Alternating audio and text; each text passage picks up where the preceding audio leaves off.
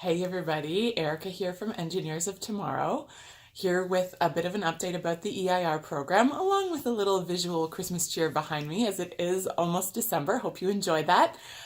Wanted to just jump on and give you a bit of an update on behalf of Becky and myself. Some exciting changes coming to the EIR program for 2019, and we did have some questions about them. So I'm going to do this quick introductory video explaining the changes at a high level and then go into some more detail in the other FAQ video.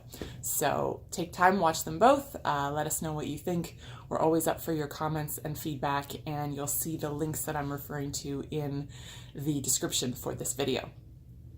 So as of September 2018, PEO Council voted to give Engineers of Tomorrow, which has served as the service provider for the EIR program since 2014, a larger responsibility for the program. And so PEO will continue to support the program as founder of the program, started it way back in 1997-98, and it's been doing great things in forming relationships between engineers, educators, and students and parents. Since that time, we've done the math, and it's in the hundreds of thousands of kids that we've impacted in that time, and the program continues to grow and continues to have that wonderful impact to this day.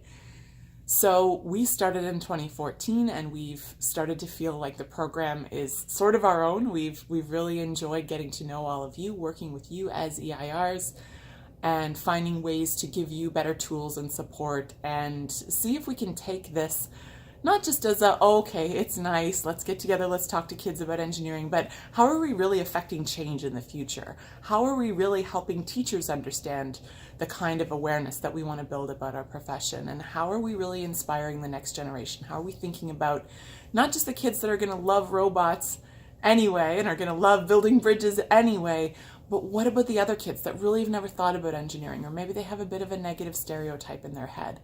What about those kids that don't usually get invited to the party that is engineering, and how can we make it inclusive to them as well? So these are some of the strategic sort of impact things that we've wanted to have through the program, and we've been so happy to partner with all of you. The volunteers at PEO are nothing short of amazing, and the EIRs are no exception. The heart and the effort that they pour into their engagement, they're designing their lesson plans, showing up, working with the teacher, getting to know the kids, the students that they're working with is absolutely heartwarming, and it's our privilege to work on the program. So in this time between 2014 and 2018, we have sought various opportunities to grow the program. In particular, we've looked for additional sources of sponsorship, different sources of grants, so that PEO wouldn't be the one solely responsible for footing the bill for the program. Because as of now, we have more volunteers and more teachers than we can match, because the program is just maxed out. At this point, it's grown so much, it's more than tripled in size, as you might know, since 2014. And we don't have the financial resources through just PEO anymore to be able to grow the program. What we really would like to do is to hire a junior person who will be sort of our EIR coordinator full-time all year round. So it's not just Becky and I, between the two of us, trying to juggle our other projects and also take care of the EIR program. So we're looking to increase the funding to the program. And for various reasons, PEO Council has wanted to keep the budget the same. The funding from PEO could only be so much, and especially this year, as you might be aware, PEO Council is really balancing a tough budget. They're in a very tough financial spot, making lots of big decisions to try to improve the financial standing of PEO as a whole. And you're going to hear more about that, no doubt, through the coming election cycle and figuring out what we're going to do about it. It really is our collective duty as engineers. As PEng holders, we are self-regulated. It is a privilege, not a right, and we need to engage with those issues and let our counselors know how we want them to vote. It is, as of today, the 28th of November, not too late to throw your hat in the ring to be one of the folks who gets elected for 2019. So if you're interested in that, I encourage you to do that. Anyway, that's just the general get involved with PEO kind of speech we like to give to everybody. If your preference is to stay on as an EIR, we 100% support that, and we want to have you along with us. Here's what's not going to change in 2019 now that PEO is shifting its role from exclusive owner of the program who's hiring us as a service provider. They're now going to stay on as sponsor and founder, but they're not going to own the program anymore. They're giving the formal responsibility of the program to us, Engineers of Tomorrow. The program is still going to be an outreach program that represents engineers in Ontario. That means PEngs and EITs. We're going to keep that exclusivity.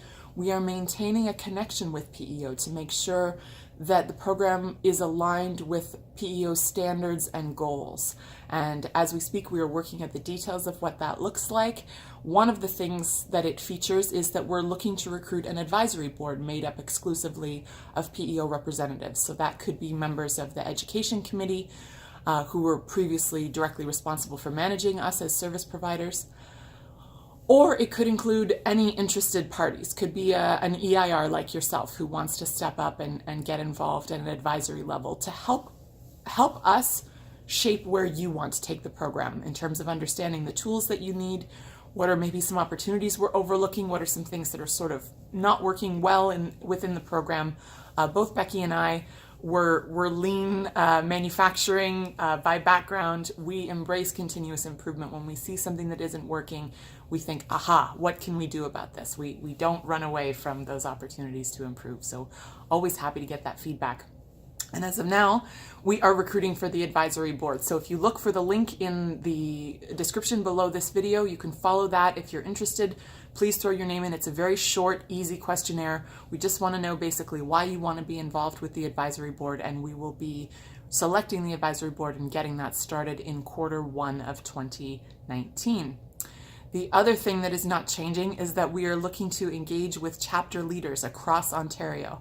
As of right now, there are amazing things happening in all 36 chapters across Ontario. I myself am chair of the Grand River chapter right now, and I know that our volunteers are constantly looking at new ways that we can fulfill the chapter's 5 essential purposes, one of them being education and youth outreach, so EIR is very naturally and well aligned with that. So the more chances we have to tap into the resources and the connections of the local chapters, the better the EIR program is going to flow. And there's a real win-win there in working with the chapters, because when EIRs get involved, they start to come out to chapter meetings. It's very possible that from there they're going to stay involved with the chapter board, maybe volunteer on committees, or even go on to other types of volunteer leadership positions within PEO. EIR leaders are a great resource within PEO, and we see that continuing as well. Let's see, what else is not going to change? You are still going to get a material allowance. We are still going to do an orientation for new EIRs and teachers in the fall. We're still going to do a mid-year check-in. We're still going to do some end-of-year recognition. We're looking actually at increasing that. We're very hopeful at this moment that we will have the financial sponsorship to be able to do that. Stay tuned, because this is the third thing that I wanted to tell you in terms of what is changing, is that PEO will be sponsoring the program. We're very hopeful that OSPE will as well. We're talking to OSPE. OSPE, we definitely want to collaborate with you, and we are open to collaborating with other organizations as well, because the biggest thing to us, the most important mandate that we have, is to get more EIRs in front of more teachers and students in Ontario. A little while ago, we spoke with the EDU committee, and they gave us the target of having an EIR in every school. Now, there are 10,000 schools, give or take, across Ontario. That would be an awful lot. We have at least 10,000 people that can volunteer, since there are 85,000 PEngs and EITs across Ontario. So, just saying, it could be done. We don't have the resources to scale to that degree, but we do have some high hopes to rapidly scale the program if we can tap into the amount of financial resources that we're hoping to in 2019. So stay tuned for those exact metrics. I'd love to give you those numbers now, but I'm going to wait until we have a little bit more of an update to share with you.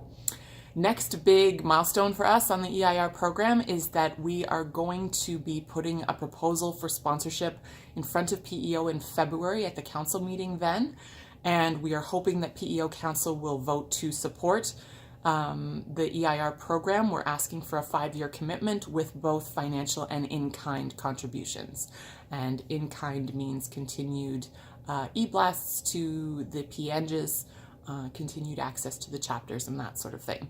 So you as PEngs, as already enrolled EIRs, We would love to keep you. You are a very valuable resource to us. As I said, we want to collaborate with you. We do see this as a kind of a collective ownership thing. Myself, I'm an engineer. I'm very proud of this work that we're doing. I think it's important for the future of the profession, and chances are you do too if you've signed up for it and you're giving some of your valuable time in order to be part of this program. So if you have an opinion one way or the other about how you would like council to vote when we bring our sponsorship proposal to them at the February meeting, encourage you to let them know. So there are going to be councillors getting elected. Also, you should vote in the upcoming PEO election and let the candidates know that you support the EIR program, if that's what you do support. Certainly welcome to let them know about all viewpoints that you have. That is part of the self-regulation process and something you should definitely exercise. So that's as much as I need to tell you right now. The big points about the transition are that the program is going to be bigger and better than ever. We are not going anywhere. We are right here with you, and we're going to, we're very excited to see what the next chapter of the EIR program brings. So thank you. Please reach out to us anytime. I'm going to put our contact info as well in the description below this video, and please be sure to watch the FAQ if you have other detailed questions that I didn't answer in this video. Chances are we'll hit them over there. Thank you.